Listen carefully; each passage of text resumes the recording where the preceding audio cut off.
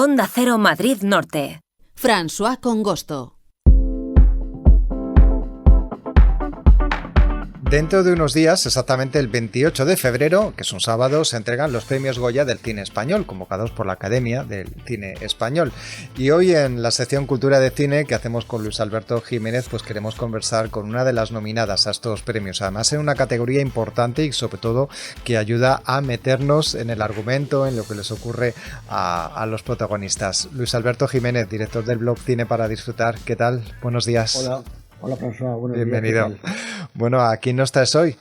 Pues mira, hoy como te he dicho tenemos a una nominada, a Carla F. Benedicto, que está nominada a la mejor música original por la película El Talento. Y si quieres la vamos a saludar para hablar un poquito con ella. Muy bien, pues Carla F. Benedicto, bienvenida, ¿qué tal? Buenos días, muchísimas gracias. Y sobre todo también enhorabuena, creo que es tu primera nominación a los Goya, ¿verdad? Así es, mi primera nominación, así que muy contenta y muy ilusionada. Bueno, El Talento es una película que, si te parece, cuéntanos un poco la sinopsis, el argumento, quién la protagoniza. Sí, por supuesto. El Talento es una película que va sobre una chica perteneciente a la alta sociedad que es violonchelista y que durante una fiesta de alto copete que da una de sus amigas, tendrá que tomar una decisión que implica un dilema moral bastante potente, donde tendrá que elegir entre el sustento de su familia o su propia integridad. Ajá, perfecto. Antes de continuar hay que decir, el director es Polo Menárguez y los protagonistas Esther Expósito, Pedro Casablanc y Mirela Balic. Estos son los protagonistas. Y ahora ya hablando de tu apartado, de la música, en primer lugar quería preguntarte cómo te llega la propuesta para hacer esta banda sonora. Bueno, pues esto la verdad es que es una historia bastante bonita. A mí me llama Lucas Vidal desde Mediapro hace ya 3 años para decirme que se iba a realizar esta película, que se iba a rodar esta película. Solamente me dijo que iba a tratar sobre una violonchelista, que era un drama y demás, y que estaban buscando compositor o compositora. Entonces, que si me apetecía mandarles algún tipo de muestra de qué es lo que me sugería a mí este argumento, como digo, con unas solas pinceladas, no más de ello. Bueno, pues yo me lo tomé como un juego creativo, le dije que sí, que adelante, y estuve un fin de semana en mi casa, en mi estudio, experimentando, jugando qué es lo que a mí me sugería estas pinceladas y bueno, lo envié. Y cuál sería mi grata sorpresa cuando unas semanas después me llamaron para decirme que al director, a Polo Menárguez, mi muestra le había gustado muchísimo y que quería que fuera yo la compositora. Ajá. Perfecto. Y a partir de ese momento, ya, ¿cómo es el proceso creativo? ¿Tienes que ver la película para hacer la música o puedes hacer parte de la música solo con el guión? ¿Cómo lo haces? Lo ideal siempre en una película es comenzar por lo menos desde la fase de guión, porque de esa forma puedes ir creando junto con el director o directora lo que es el ambiente, la estructura sonora de la película desde el principio. Eso implica que incluso ya en el rodaje el director o la directora lo tiene en la cabeza. Entonces, eso es lo ideal. En mi caso, digo, es lo ideal porque no es lo que suele ocurrir. Muchas veces cuando nos llegan las películas es en fase de montaje. Ya, una vez que ya está rodado y demás.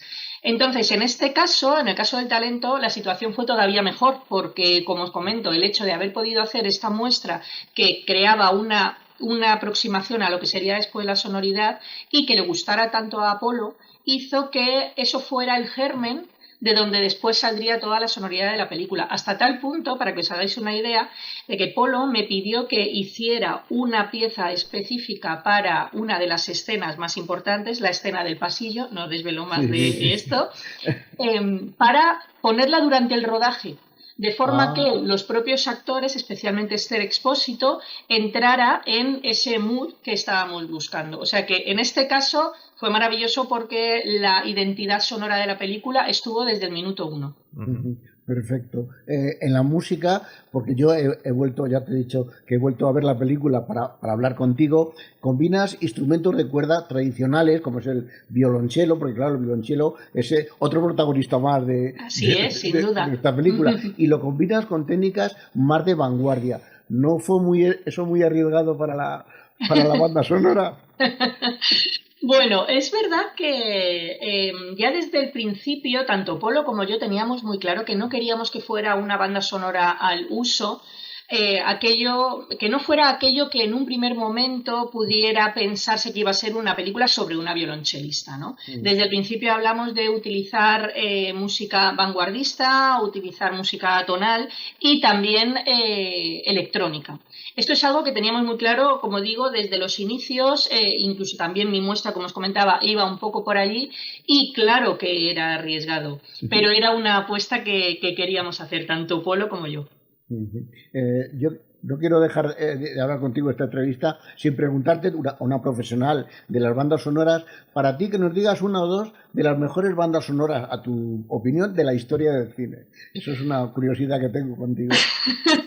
Pues yo la verdad es que soy muy clásica en cuanto a gustos de cine. Yo mi compositor favorito es Bernard Herrmann, por supuesto sin perjuicio del resto de grandes compositores y compositoras de historia de la música. Pero si me dices una, para mí la banda sonora de Con la muerte en los talones fue una de las que más me impresionó y que me sigue impresionando a día de hoy, lo que es la maestría de la narrativa musical que Herrmann hace en esos títulos de crédito, o sea, son alucinantes. Y luego, por decirte otra más, no creo que sea una de las bandas sonoras más importantes de la historia de la música, pero sí que es muy importante, ha sido muy importante para mí, porque cuando la escuché siendo una niña, fue lo que me hizo hacer clic en la cabeza y ver que esto era algo que quizá querría hacer yo. Y es Beetlejuice de Danny Elfman.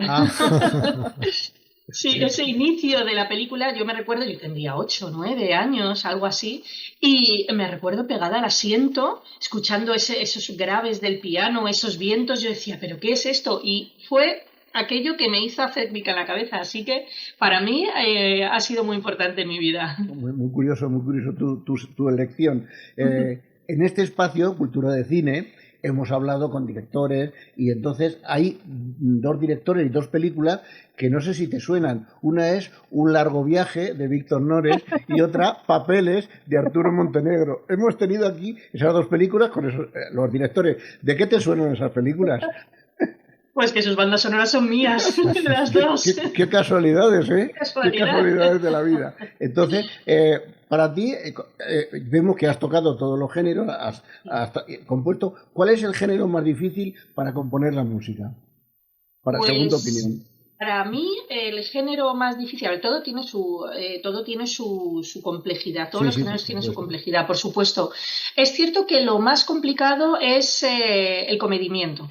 Y esto se ve mucho en la comedia, por ejemplo. La comedia es muy difícil de musicalizar porque es fácil ir a pasarte o quedarte corto. Esa fina línea entre lo que estamos buscando, de buscar la risa del espectador, que a veces no es la risa y es solo la complicidad, la ternura, etcétera, es de donde más fino hay que hilar desde mi punto de vista, ¿no? Por ejemplo, en el caso de, ya que lo has mencionado, en el caso de Un largo viaje es una película que es tierna, que es esperanzadora, y hay momentos en los que hay ciertas partes, porque Víctor es que es un maestro en eso, ciertas partes que son incluso un poco humorísticas.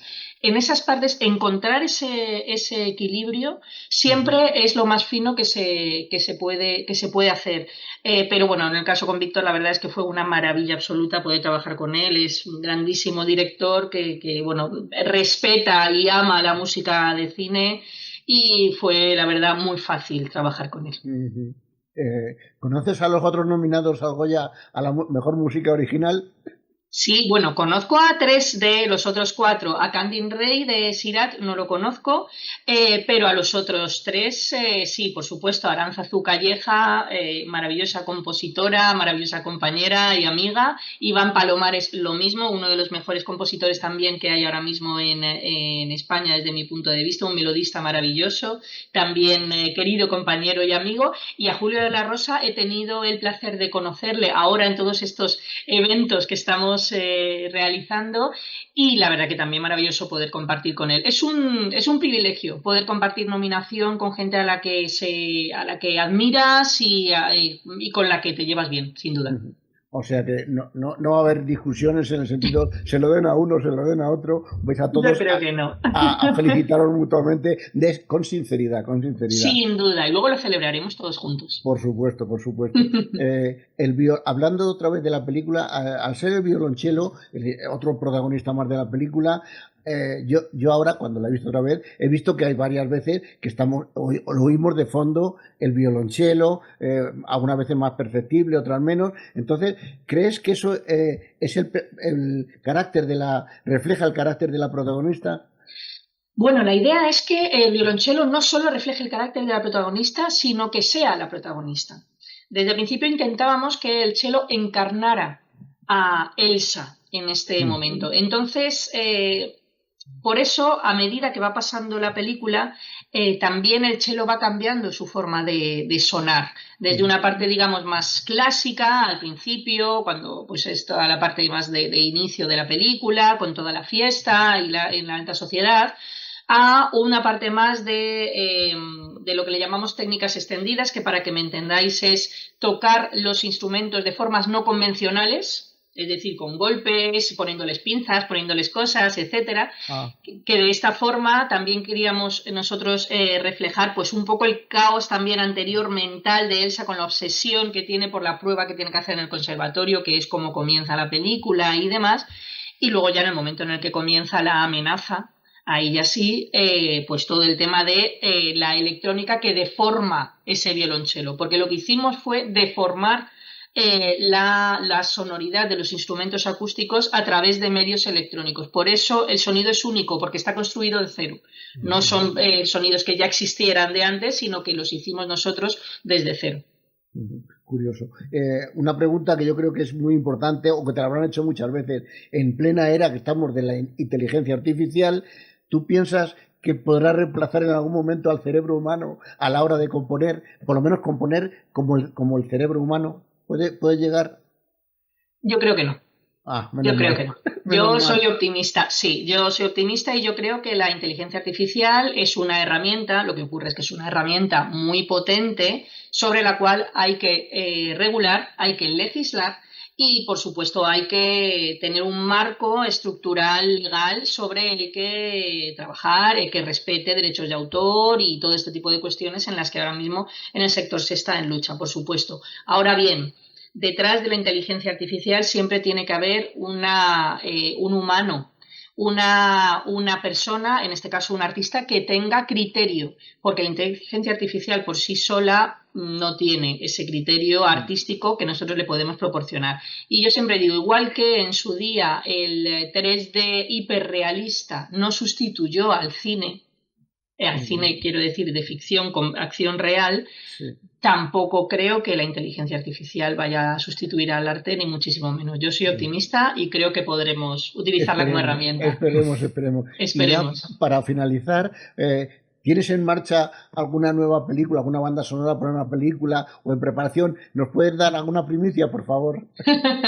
Tengo un par de proyectos que, bueno, tendrán lugar durante este año y el año que viene, pero me temo que no os puedo dar primicia todavía. Lo haré pronto, lo prometo. Bueno, pues esperemos. No sé si, François, quieres preguntarle algo a Carla antes de... Nada, sobre todo darle las gracias por haber tenido estos minutos para descubrir cómo es el mundo y sobre todo el trabajo de los compositores de bandas sonoras de películas, esas músicas que suenan mientras los actores, las actrices, pues están haciendo su acción, su argumento en la película y que ayudan y que sobre todo, cuando están bien hechas, potencian muchísimo las películas. Sí. Muchas gracias a vosotros. Te vamos a desear lo mejor para esta nominación que has conseguido por la banda sonora del Talento. Recordamos, nominada al Goya a la mejor música original, y te deseamos lo mejor para este 28 de febrero, que es el día que se entregan estos premios Goya. Gracias. Muchas gracias. Si hay una primicia que os puedo dar, porque me acabo de enterar hace nada, no tiene que ver con proyectos, sí, pero sí con deciros que gracias a la banda sonora del Talento he ganado el premio a Mejor Banda Sonora Original y Mejor Artista Clásica en los World Entertainment Awards de Los Ángeles, que lo han dicho hace nada. Así grande. que os puedo dar esa noticia. Bueno, pues enhorabuena por este premio. Y nada, estoy seguro de que tanto Luis Alberto como yo, que estaremos ese día 28 de febrero ahí en nuestra casa, en el sillón, en pijama, eso sí, comiendo palomitas y chocolatinas, viendo la gala, en cuanto salgas a recibir el premio, que estamos seguros que lo puedes conseguir, bueno, pues vamos a dar un salto y vamos a decir, nosotros la tuvimos aquí en Onda Cero Norte. Gracias. Muchísimas gracias. Muchas gracias a vosotros, ha sido un placer. Gracias, igualmente. Y Luis Alberto Jiménez, director del blog Cine para Disfrutar, gracias por atendernos. Hasta la próxima semana. Hasta el próximo día. Adiós. Gracias, Carla.